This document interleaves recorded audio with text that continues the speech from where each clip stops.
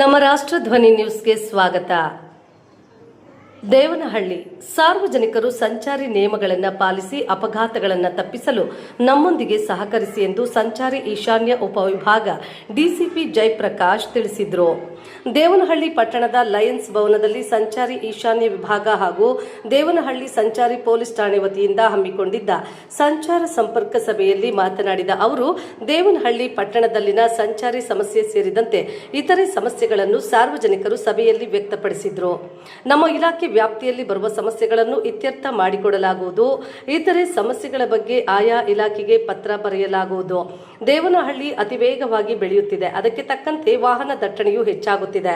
ಅದಕ್ಕೂ ಕೂಡ ಸಿಬ್ಬಂದಿ ಕಡಿಮೆ ಇದ್ರೂ ಸಹ ಇರುವ ಸಿಬ್ಬಂದಿಯೇ ಕೆಲಸ ನಿರ್ವಹಿಸುತ್ತಿದ್ದಾರೆ ಎಂದು ದೇವನಹಳ್ಳಿ ಸಂಚಾರಿ ಇನ್ಸ್ಪೆಕ್ಟರ್ ಮುರಳೀಧರ್, ಲಯನ್ ಸಂಸ್ಥೆ ಮಾಜಿ ಅಧ್ಯಕ್ಷ ಸತೀಶ್ ಕುಮಾರ್, ಸಂಚಾರಿ ಇನ್ಸ್ಪೆಕ್ಟರ್ ಮಂಜುನಾಥ್ ಎಸ್ಗಳಾದ ನಾರಾಯಣ ಸ್ವಾಮಿ, ಸುರೇಶ್, ಗಿರೀಶ್ ಜಾಧವ್, ಮುಖ್ಯಪೇದೆ ನರಸಿಂಹಮೂರ್ತಿ, ಸಿಬ್ಬಂದಿ ವರ್ಗದವರು ಇದ್ರು.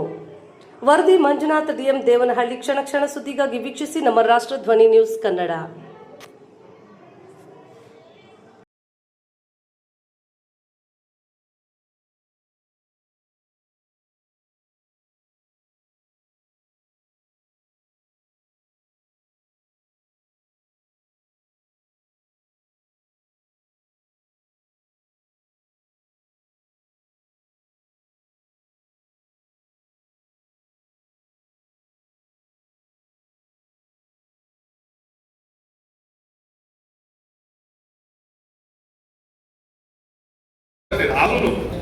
ಅವರು ಎಡ ಬಿಡಿದ 4 ರಿಂದ 6 ಜನ 8 ಜನ ನಿಂತ್ಕೊಂಡು ಮಾಡಿದ್ವಿ. ಮತ್ತೆ 3 ಜನ ಕೊಡಿ ಅಂತ ಕೇಳ್ತಾ ಇದೀವಿ.